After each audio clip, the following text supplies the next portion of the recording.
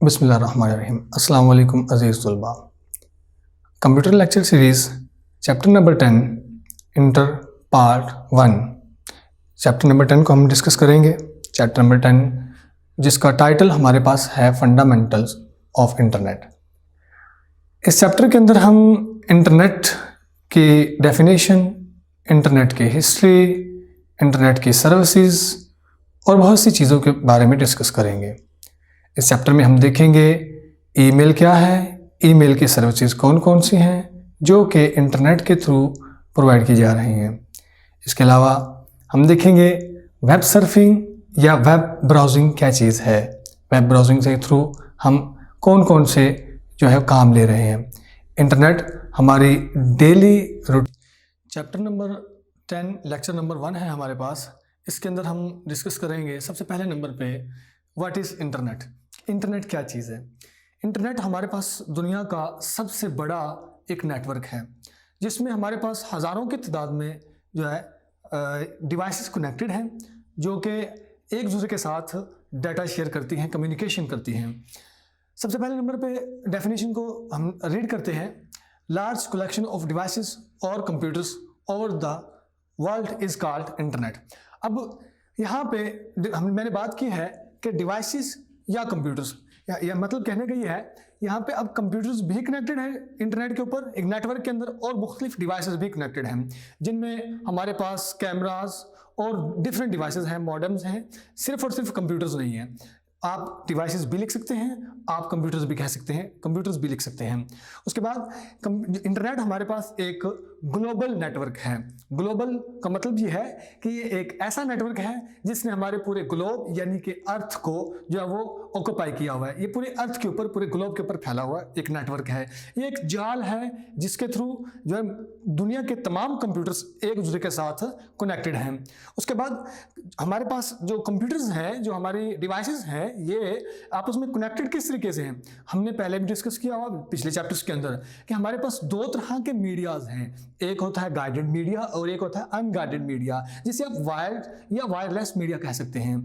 तो भाई हमारे पास जो कंप्यूटर्स हैं, डिफरेंट कंप्यूटर्स, हमारे पास डिफरेंट कम्युनिकेशन चैनल्स या कम्युनिकेशन मीडिया, यहाँ पे हम कम्युनिकेशन लिंक्स बोल लें, कम्युनिकेशन चैनल बोल लें या कम्युनिकेशन मीडिया बोल लें, एक ही बात है।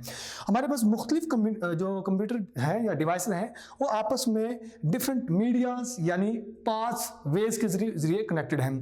अब यहाँ पे जो हमने डिस्कस किया, यहाँ पे पहले नंबर पे हमारे पास आ रही है फोन लाइंस, उसके बाद फाइबर ऑप्टिक्स, सैटेलाइट्स और वायरलेस कम्युनिकेशन सिस्टम। ये डिफरेंट मीडियाज है जिनके थ्रू हमारी डिवाइसेस आपस में कनेक्टेड। ये एक जनरल ओवरव्यू लिया गया है इंटरनेट का, ग्राफिकली जो है ना शो करने की कोशिश की गई है, दिखाने की कोशिश की है कि कैसे हमारे पास मुख्तलिफ डिवाइसेस और मुख्तलिफ जो है वो सर्वर्स इंटरनेट के ऊपर आपस में कनेक्टेड हैं। यहाँ पे सबसे पहले नंबर पे हमारे पास ये एक लैन, एक लोकल एरिया नेटवर्क है, ठीक है। उसके बाद ये हमारे पास एक होम नेटवर्क है जिसके अंदर हमारे पास एक ISP home internet provider server है। उसके बाद यहाँ पे हमारे पास जो है एक DNS है। उसके बाद यहाँ पे हमारे पास ये एक बिजनेस का इंटरनेट है, बिजनेस का एक जो एक नेटवर्क है। और ये तमाम के तमाम जो नेटवर्क है ये मॉडेम्स या राउटर्स या दूसरी नेटवर्किंग डिवाइसेस को इस्तेमाल करके आपस में कनेक्टेड है। और ये होल इस तरह मुकम्मल ये एक बर्ड आई व्यू है हमारे पास इंटरनेट का, जिसके थ्रू दिखाने की कोशिश ये की गई है कि किस तरीके से हमारे पास जो मुख्तलिफ इंटरनेट के नेटवर्क्स के जो पोर्शन है वो आपस में कनेक्टेड है। देखें, ये एक अलग पोर्शन है नेटवर्क का, ये एक अलग पोर्शन है, ये एक अलग पोर्शन है, ये एक हमारे पास एक अलग पोर्शन है, ठीक है। और ये तमाम के तमाम जो पोर्शंस हैं नेटवर्क्स के, ये आपस में कनेक्टेड हैं थ्रू इंटरनेट, थ्रू राउटर्स, ठीक है। और ये अगर देखा जाए यहाँ पे हमारे पास हर एक डिवाइस डायरेक्टली या इनडायरेक्ट तरीके से किसी दूसरी डिवाइस के साथ कनेक्टेड है। अगर आप इस पोर्शन की बात करेंगे, यहाँ पे हमारे पास ये एक लैपटॉप है, ये लैपटॉप हमारे पास यहाँ पे मौजूद एक सर्वर के साथ कनेक्टेड होगा, इसके दरमियान कोई ना कोई पाथ, कोई ना कोई वे लाजमी होगा, ठीक है, जिसके थ्रू ये एक दूसरे सर्वर से कनेक्टेड है। यहाँ पे अगर एक लैपटॉप जो है वो कोई इंफॉर्मेशन सर्च कर रहा है, जो कि इंफॉर्मेशन यहाँ पे इधर इस सर्वर के पास मौजूद पड़ी है, तो ये इस लैपटॉप का अपने राउटर्स और अपने एक नेटवर्क के थ्रू, अपने सर्विस प्रोवाइडर के थ्रू जो है ना, इस सर्वर के साथ लाजमी कोई ना कोई कनेक्शन होगा। इस तरह इंटरनेट के ऊपर हमारे पास तमाम के तमाम जो डिवाइसेस हैं वो दूसरी डिवाइसेस के साथ कनेक्टेड हैं। हम बात करेंगे कि इंटरनेट हमारा जो है वो कौन कौन से प्रोटोकॉल्स को यूज कर रहा है। लेक्चर्स के अंदर, लास्ट चैप्टर्स के अंदर हम डिस्कस कर चुके हैं कि इंटरनेट प्रोटोकॉल क्या है, ठीक है, नेटवर्क के प्रोटोकॉल्स क्या होते हैं, इन सारी चीज़ों के बारे में हम बात कर चुके हैं कि प्रोटोकॉल का डिफाइन कर चुके हैं। यहाँ पे हम सिर्फ ये देखेंगे कि हमारे पास जो इंटरनेट है, जो एक ऐसा नेटवर्क जो पूरे ग्लोब को घेरे हुए है, ये कौन से प्रोटोकॉल्स को यूज करता है। इंटरनेट हमारे पास दो प्रोटोकॉल्स को यूज करता है, टीसीपी और IP. TCP stands for transmission control protocol, IP stands for internet protocol. ये दो डिफरेंट प्रोटोकॉल्स हैं जिनका डिफरेंट जो है फंक्शन है। टीसीपी प्रोटोकॉल का काम फाइल्स की ट्रांसमिशन को यकीनी बनाना है, जबकि आईपी प्रोटोकॉल, जिसे हम इंटरनेट प्रोटोकॉल कहते हैं, इसका काम स्विचिंग यानी कि एड्रेसिंग का है। नेक्स्ट हमारे पास आता है कि इंटरनेट के ऊपर हम जो इंफॉर्मेशन या डाटा सर्च करते हैं या डाटा फैच करते हैं, वो आपका डाटा ऑडियो है, वीडियो है, टेक्सचुअल फॉर्म में डाटा है। वो तमाम का तमाम जो डाटा है वो कहाँ पे पड़ा होता है? हमारा तमाम का तमाम डाटा जो है वो होस्ट या जिसे हम सर्वर कहते हैं, ऐसे कंप्यूटर पे पड़ा होता है। होस्ट या सर्वर ऐसा कंप्यूटर होता है जो कि दूसरे कंप्यूटर्स को सर्विसेज प्रोवाइड करता है, ठीक है। अब होस्ट या सर्वर, जैसे कि हम एग्जांपल लेते हैं यूट्यूब की। यूट्यूब के ऊपर हमारे पास बहुत सी वीडियोस, मिलियंस ऑफ वीडियोस पड़ी हुई हैं। अब वो वीडियोस आखिर किसी न किसी एक कंप्यूटर में सेव होंगी। वो हमारे पास जो कंप्यूटर है वो यूट्यूब का सर्वर या होस्ट कंप्यूटर है, जिससे हम जो है ना एज अ क्लाइंट हम अपने मोबाइल फोन्स या अपने लैपटॉप के थ्रू उस कंप्यूटर से जो है वीडियोस या डाटा फैच करते हैं। उसके बाद नेक्स्ट हमारे पास आता है कि हम इंटरनेट के थ्रू और क्या क्या काम कर सकते हैं। यहाँ पे जनरल यूजेस बताए गए हैं इंटरनेट के, कि हम इंटरनेट के through different kinds of information fetch कर सकते हैं, जिनमें हम इंटरनेट से बुक्स, जर्नल्स या मैगजीन, इस तरह का डाटा जो इंटरनेट से ले सकते हैं। विकिपीडिया हमारे पास मौजूद है, हम विकिपीडिया से, इंटरनेट के थ्रू विकिपीडिया से किसी भी चीज़ के बारे में जो है डिटेल्ड इंफॉर्मेशन, किसी भी टॉपिक के ऊपर या किसी भी पर्सनालिटी के बारे में डिटेल्ड इंफॉर्मेशन ले सकते हैं। उसके बाद आज के दौर में इंटरनेट ने हमारी जो वर्ल्ड है इसको ग्लोबल विलेज बना दिया है। ये लास्ट लाइन है इसके अंदर, इस स्लाइड की हमारे पास कि internet have made the world a global village. अब इससे मुराद क्या है? ग्लोबल विलेज से मुराद ये है कि इंटरनेट ने हमारे जो फासले हैं वो बहुत कम कर दिए हैं। आज हम दुनिया के मुख्तलिफ हिस्सों में, मुख्तलिफ रीजन्स में रहने वाले लोगों के हालातों वाक़यात से इस तरह वाकिफ़ हैं जैसे एक गाँव के अंदर रहने वाले लोग एक दूसरे के हालातों वाक़यात और अपने हमसायों के हालात से वाकिफ होते हैं। तो इस सेंस में ये जो टर्म यूज की जाती है ग्लोबल विलेज, कि इंटरनेट ने जो है ना वो दुनिया को एक ग्लोबल विलेज बना दिया है। उसके बाद नेक्स्ट हमारे पास कि इंटरनेट की हिस्ट्री है, इंटरनेट के ऊपर वर्किंग कब स्टार्ट हुई। देखिए एक बात ये हम लोग अक्सर सुनते हैं कि ज़रूरत ईजाद की माँ होती है, तो भाई इंटरनेट की भी ज़रूरत पड़ी तो इसको ईजाद किया गया, इसके ऊपर वर्क किया गया। ये कहानी उस वक्त की है जब वर्ल्ड वार 2 चल रही थी और अमेरिका की जो आर्म्ड फोर्सेस हैं वो दुनिया के मुख्तलिफ रीजन्स के अंदर वर्क कर रही थी।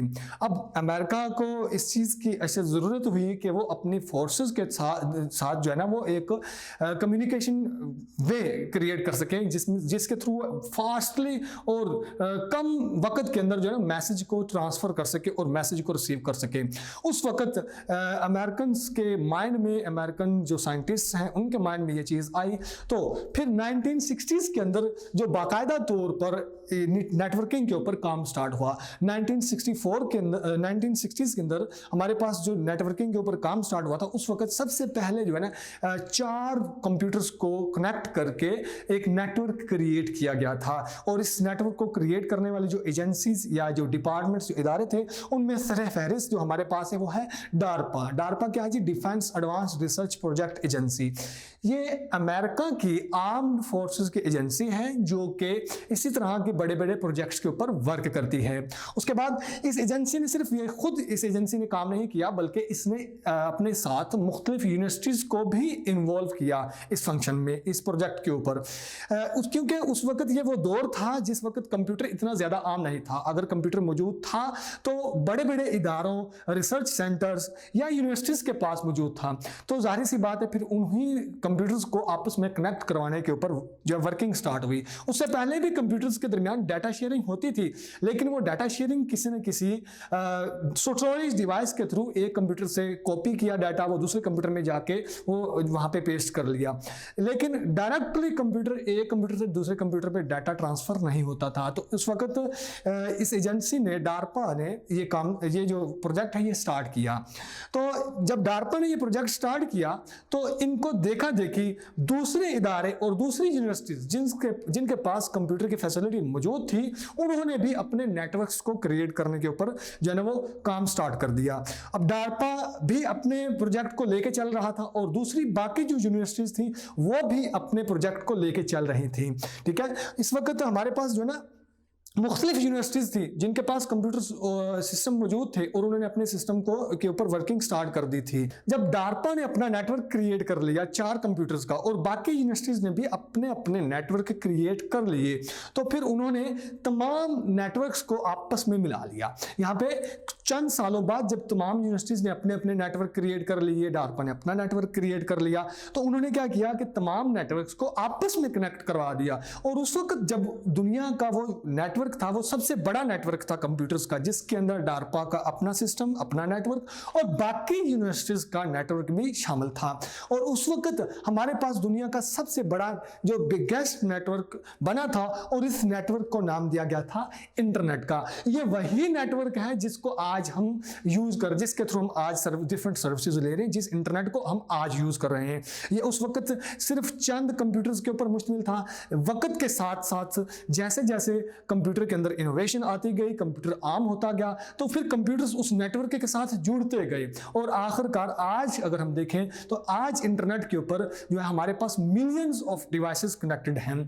उसके बाद ये जो प्रोजेक्ट था ये 1989 तक ये प्रोजेक्ट सिर्फ और सिर्फ इन एजेंसीज के पास ही रहा, ये बड़े बड़े इदारों के पास ही रहा। ठीक है, इन इदारों ने इस प्रोजेक्ट के अंदर जनरल पब्लिक को इन्वॉल्व नहीं किया। लेकिन 1989 के अंदर क्योंकि कंप्यूटर भी उस वक्त काफी आम हो चुका था और बहुत से मुख्तलिफ इदारों ने अपने अपने नेटवर्क्स भी क्रिएट कर लिए थे और वो अपने इंटरनेट के साथ कनेक्ट हो चुके थे। तो फिर 1989 के अंदर इस प्रोजेक्ट को, जो कि डार्पा के अंडर वर्क कर रहा था, इस प्रोजेक्ट को एक नए जो है ना इदारे के अंडर दे दिया गया, जिसका नाम था हमारे पास नेस्टनेट, यानी national science foundation. National science foundation को ये नेटवर्क जो है उसको सौंप दिया गया। अब जो सारा कंट्रोल था इंटरनेट का वो नेस्टनेट के पास चला गया। अब नेस्टनेट ने इस प्रोजेक्ट को आम कर दिया, जनरल पब्लिक के यूज के लिए अवेल कर दिया। अब ये प्रोजेक्ट जो है, यानी कि ये इंटरनेट है जो हम आज यूज कर रहे हैं, ये आम पर्सन की, आम बंदे के रसायन में 1989 में आया, जबकि इसके ऊपर जो वर्किंग है वो 1960s से स्टार्ट हुई है। 1970s के राउंड अबाउट नेटवर्क्स क्रिएट हो चुके थे।